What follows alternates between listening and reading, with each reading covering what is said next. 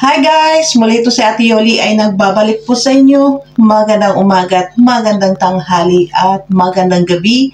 Saan man po kayong dako ng mundo, mapa-Pilipinas man po tayo or mapa-ibang bansa, nawa po ay nasa mabuting kalagayan po tayong lahat at walang anumang karamdaman sa ating mga katawan. Lalong-lalo na guys, ang ating mga kapwa OFW, mag-ingat po kayo kahit saan man bansa po tayo nagtatrabaho, mag-ingat po tayo dahil may mga mahal po tayo sa buhay na naghihintay po sa atin sa Pilipinas.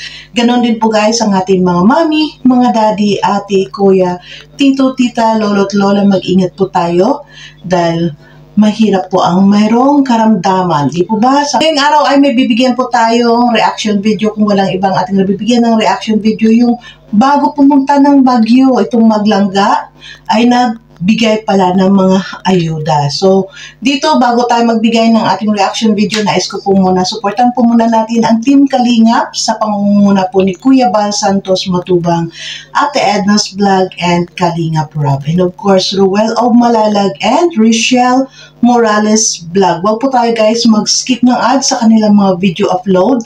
Dahil sa hindi po natin pag-skip ng ads ay malaki po ang ating naitutulong po sa kanilang paglingap sa mga taong nangangailangan. Di po ba? At syempre po, makisuyo na rin si Ate Yoli's Vlog. Sa mga hindi pa po nakapag-subscribe kay Ate Yoli's Vlog, please do subscribe my channel Ate Yoli's Vlog at paklik na rin po guys ang inyong notification bell na sa bawat video upload po natin ay ma-notify din po kayo. So, let's go! Punta na po natin. Dito na po tayo, no? Dahil hindi po tayo gagawa ng ating video clips, kundi direkta na po tayo ngayon, guys. So, what I do is usog-usog portion muna tayo ng TV. Huwag muna sana malaglag ang TV ko sa gilid. Hindi. Joke lang yan, guys. Naka-ano yan eh, naka-save po dyan ang TV natin, no? Pero ganyanin lang natin para makita natin, no, ang maganda ang focus niya. So, gawin natin guys dito, no, dahil dito nga papunta sila kay Nanay Amparo at yun nga, no, guys, nakita natin dito si Langga ay talagang walang kaarte-arte ang ating Langga Richelle na bit-bit talaga, ayan, pinatong pa talaga sa ulo guys ang mga stop toys at hindi lang po pala yan stop toys, ang laman, no, ay syempre ay may mga lamang damit, no, may mga damit, may mga tuwalya, no, ito ay ang mga damit na galing sa mga sponsors din, no? Ito ay mga galing din po sa sponsors na kung saan ay pinadala kay Dodong Ruel at dito nakita guys, no, na talagang makita natin lahat kung saan pinapadalhan si Dodong Ruel ng mga package ng mga sponsors ay talagang pinamamahagi po niya, no, sa kanyang mga beneficiaries. Ayan, no, at dito dahil alam natin na si Lola Amparo ay may isang apo, no, kaya ayan, dinala nila ng kanilang mga stop toys na kung saan ay nakita natin itong pagbukas ng stop toys na ito, ng package na ito ay talagang grabe ang saya ng dalawa dito sa pagbubukas ng package na ito na laman ay mostly ay mga stop toys, di po ba? At dito natin guys nakita, dito sa video na ito, na talaga silang gano'n, kahit anong ipabuhat ay bubuhatin niya. Diba? Wala po siyang kaarte-arte na talagang bubuhatin niya talaga. No, nakita natin guys na parang enjoy na enjoy din si Richelle sa kanyang charity dito, no.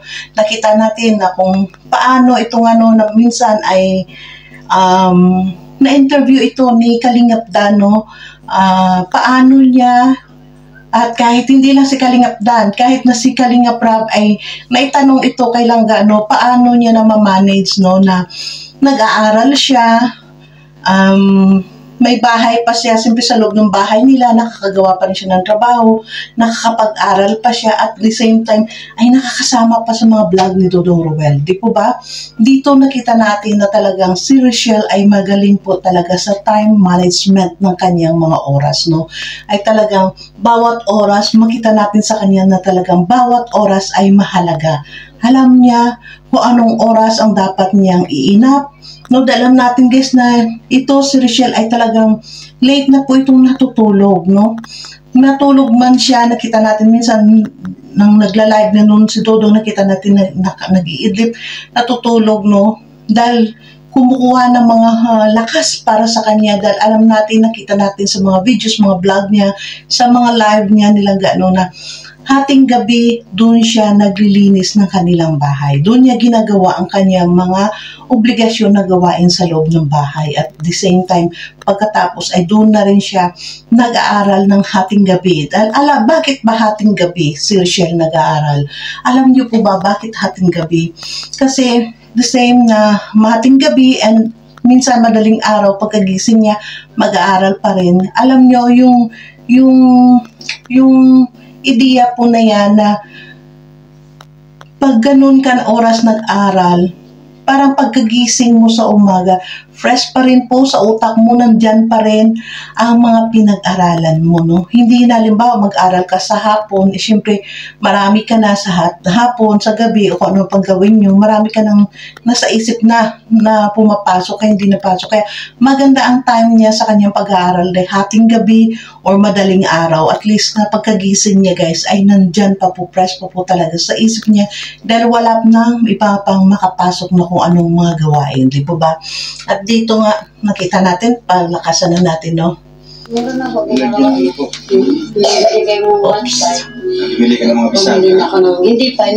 Yung plywood lang. Hindi, yung ganito din. At dito si Lola Amparo, guys, sa nakakaalam ito, no, ay talagang bawat bigay sa kanya ni Ruel ay talagang binibili niya rin ng mga kagamitan para unti-unti mabuo ang kanyang bahay. Di mo ba? Mabuo niya ang kanyang bahay na kumbaga ito po yung mga beneficiary na napakagandang tulungan dahil nakikita ng tumutulong ng charity vlogger at ng mga sponsors na hindi po nila sinasayang ang mga binibigay sa kanila. Di ba? Christmas po ay pang ano lang, yung konti lang. Tinapay, pansit, gano'n. Sino mga kasama mo niya? Kami. So dito nga guys, ayan, pahinaan na natin. Kasi dito nga, ito po si Lola Amparo, dahil alam naman natin, nakita natin lahat ito, no, sa vlog, sa upload ni Dodong Ruel. Ito po ay talagang gustong-gusto ko dito si Nanay Amparo, dahil bawat bigay po sa kanya ni Dodong Ruel, no, ay talagang hindi niya palagi, hindi bawat bigay po sa kanya ni Dodong Ruel may ipapaabot, halimbawa may mga sponsor na magpaabot, hindi po doon napupunta lamang kay Nanay Amparo para sa pagkain, kundi talaga bumibili si Nanay Amparo ng mga materials para maunti-unti, dahil nakita naman natin noon ay pumunta dito sa Dodong ay wala pa itong yung parang extension na ito ng bahay nila, di po ba? Extension na yan, at tapos nung pumunta dyan, wala pa yung mga dingding. At ngayon tingnan natin guys, may dingding na may bintana na, dahil yun yan, no?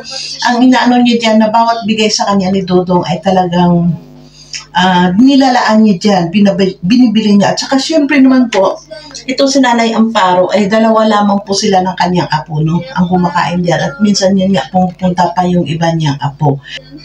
Si Richelle, nagiging bata daw si Nanay. Itong vlog na ito guys, nakita natin dito kay Dodong, ito pala yung mga vlog, bakit ngayon lang natin nakita? Kasi ito pala yung mga vlog na ito ay before sila pumunta ng Baguio ay talaga si Dodong ito po ang kanyang mga sobrang busy. Busy siya na talagang inilaan niya ang kanyang oras dito sa pagbablog sa kanyang mga beneficiaries dahil alam niya na medyo matagalan niya siya sa pagbalik ng diet, no? Dito natin nakita na si Dodong Ruel talaga ay talagang seryoso, no, sa kanya at talagang mahal niya ang kanyang mga beneficiaries. Nag-alala siya na dapat kung ilang araw ako sa Davao ay talagang mabigyan ko yung aking mga beneficiaries. Hindi lang ito si Nanay Amparo ang nakita natin, kahit na kay Ate Cristino na may na GRO na 5 ang anak na iba-ibang ama, no, nakita natin pumunta din siya doon kina tawag nito kina Boy Banana, di ba? Boy Saging, Boy Banana ako, Boy Saging, halos lahat ng kanyang beneficiaries ay talagang binalikan ni Ruel, no, bago siya pumunta ng Baguio at yun nga ay nandun na ngayon sa Davao. Dito natin nakita na napakaseryoso ni Ruel sa kanyang mga beneficiary at napakaswerte po ito ang kanyang mga beneficiaries, guys, dahil meron po silang isang Dodong Ruel na Ruel of Malalag na talagang seryoso para makatulong po sa kanila, di po ba? At kita natin talaga sila na sobra ang pag-alala ni Dodong Ruel sa kanyang mga beneficiaries. Ayan, may dala po silang mga groceries para po mayroon silang panghanda sa Pasko, no, Nanay Amparo at sa kanyang apo. May bigas at syempre yun nga ang mga stuffed toys, no, na para sa kay Sheena na kanyang apo. At dito makita nyo, guys, ayan, bilis ni Sheena. Ito po, no, palakasin natin para sabay-sabay tayo. Binigyan mo agad. Chukoy? Chukoy. Ay, ito si Chukoy. Ito yung kailangan lumabas. Chukoy. Ito. Ano, manood mo? Ay, si ano to? Oh, tignan mo, guys, no, si Sheena na bata, no, talagang nakasubaybay, no, kinalangga, no, sa kanilang mga vlog. Kaya, kasi napanood niya yun. Kasi yung doll na ito ay nakita natin sa vlog, sa live ni Ruel of Malalag. Ito, ano ito? Rowan. Muling ito. Yung mukha niya. Kailangan to, yung hindi yung yung bato. Kailangan doon ng bato na panghilod. E di syempre masira doon. Kasi sabi ni Nanay dapat lang yan hugasan. Yun sabi niya kailangan doon ng bato na panghilod. Hindi naman yung tao, hindi naman yung bata para hilodin. Talaga itong napakaganda dahil mapagbiro silang dalawa sa kanilang beneficiary. Kumbaga nakuha nila ang loob ng beneficiaries, guys, no? Ayan.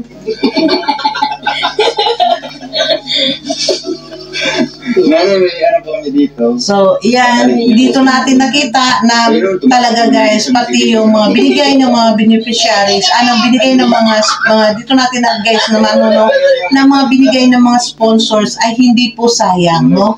Ay talagang binibigay. Ito, naalala niyo po ba ito? Na ito ay mga pinagsusukat-sukat ni Dodong Ruel kay Langga, no? Diba nakita niyo yan, guys? Naalala niyo yan, guys, na pinagsusukat-sukat yan ni Dodong Ruel kay Langga, yung stripe na yun na puti, na kumbaga si Langga ay nagiging hangin sa ginawa doon ni Dodong Ruel.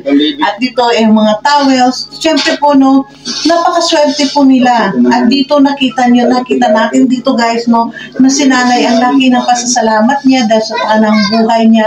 Ngayon lang po siya nakatanggap ng ganyang mga kumbaga package na sa kanilang binigay, di po ba? Iba po yung nararamdaman nila na sa first time po sila, syempre wala naman silang kamag-anak nung sa abroad. First time po nilang makatanggap ng mga ayuda na ganyan. Talagang appreciate po nila. Malaki pong bagay po yun sa kanila. Kaya malaking bagay din po itong mga ating kapwa OFW na siya pong nagtiwala, no, nagbibigay kay Dodong Ruel sa mga ganyan. At least, nagagamit po, naibibigay po ni Ruel sa kanyang mga beneficiaries, di po ba? Kaya grabe, dito natin makita na si Dodong ay talagang lahat, no, lahat guys ay talagang ibinibigay sa mga kanyang beneficiaries, no? Siya na inuubo. Kaya dito, sana ay marami pa po mga kapwa natin OFW saan man pa kayong bansa, meron man kayo, ito ay kung sapat-sapat lamang po, no? Halimbawa, sapat po na meron naman ang ating mga pamilya, ay sapat po, ay pwede po natin maibigay, no? Mabigay sa kanila, kina Dudong Ruel, Kalinga Prab, kay Kuya Bal, nang sa ganun ay maipamahagi po nila sa mga beneficiary, sa mga taong nangangailangan, diba? Dito nakita natin pagka-transparent ni Dudong Ruel sa lahat po ng kanyang binibigay na galing sa sponsors ay talagang nakakarating sa kanyang mga beneficiaries. At dito natin nakita kung bakit marami po siyang mga sponsors. Marami po silang mga nagmamahal na mga supporters, na sponsors, dahil nakikita po ng mga sponsors kung saan po ang kanilang mga binibigay. Di po ba? Kaya dapat lang natin po, dapat po silang tularan ng iba pa nating mga kapwa charity vlogger, no? Mga iba pang mga charity vlogger. Dapat po, ito po sila ang dapat tularan, no? Dahil sa mapagkatiwalaan ng sponsor. Di po ba, guys? So, ang paggulit ni Dudong Ruel dyan ay sobra-sobra. Sobra-sobrang paggulit. Kinukulit si Sienna, no? Kaya dito talaga makita nyo, abangan natin ang pagpapasalamat ni Nanay Amparo. Nanay, ano po masabi niyo po kay Nanay Socorro, ay Tita Socorro? Maraming salamat po kay Tita Socorro sa binigay po sa aming mga maagang pamasko. Ayan. Tapos maraming salamat po. Malaking nakakapatuwa naman po itong aming natanggap ngayon. Ngayon lang po ako nakatanggap ng ganito na Pasko. Sa katagal-tagalan ko na pong ganito, ngayon lang po kami nagtatanggap ng ganito. Kaya maraming salamat po sa inyo. Tulog mo inabas. Binalibag yung pusa. Nanay, masulit na po yung Pasko. So dito nga guys, ito nga guys ang nasabi natin guys, no, na sobra pong laking tuwa ng mga beneficiaries, no? Pag nakatanggap ng mga ganito, kasi kung sa atin ay mahal na po nilang bilhin kahit pa sa ukay-ukay, no? At saka syempre pagdating po sa kanila sa ukay-ukay, hindi po nila yan mabili dahil isipin po na hindi pa naman importante, meron pa naman tayo, dahil tayo naman alam natin, tayong mga Pilipino, may isa, dalawa tayong mga tuwalya, ay okay na muna sa atin, di po ba? Mabigay natin sa iba pang bagay ay mabibilin. At dito nakita natin, no, pati po si Dudong Ruel ay nagbigay po ng sarili niya, hindi po lamang ang sponsor, no, ang kanyang inihatid dito, kundi pati po si Dudong Ruel ay nagbigay po ng kanyang bahagi, no, nagbigay din siya 2,000 para sa Nanay Amparo pang Christmas, di ba? So dito nakita natin guys, napakaganda talaga ito. Sana patuloy po at wish po natin, no, na lalong lumago ang kanyang channel ni Dudong Ruel at ni Richelle Morales Vlog, no? Dahil dito guys, napakaganda po nilang tandem ni Ruel at ni Richelle talaga, no? Dahil parang nakikita natin dito guys na halimbawa sila man ay magkatuluyan, ay talagang makikita natin na ang magiging resulta sa kanilang anak ay magiging charity vlogger din, no? Ay magkaroon din ng puso matulungin, di po ba? Kagaya po, di ba, sa sa naging resulta kay Kuya Bal, Ate Edna, di ba, magkatandim na charity si Ate Edna ay talagang pag-after ng kanyang retirement ay talagang sumama na kay Kuya Bal para mag-charity. So ngayon, ayun nga, ang nagiging result nila ay si Kalinga Prab ay ganun din ang ginawa, no? Si Kalinga Prab, resign sa kanyang trabaho para na rin mag-charity. So dito, mamalang na makikita din natin dito sa dalawa, kay Richelle at kay Ruel, na kung sila nga talaga ang magkatuluyan ay talagang hindi malayo ang kanilang maging bunga, ay ganun din ang mangyayari. Magmana din ang kanilang kabutihan, no, sa kapwa nila. Di po ba guys? So thank you so much. Hanggang dito lang muna tayo guys. Medyo mahaba na tayo sa ating reaction. Kaya mag-ingat po kayo. Saan man po kayong dako ng mundo, mapa-Pilipinas man po kayo guys or mapa-ibang bansa, lalo na po ang aking mga kapwa OFW, mag-ingat po tayo. Ano man po ang ating mga trabaho dahil may mga mahal po tayo sa buhay na naghihintay sa atin. Thank you so much and God bless everyone. Bye!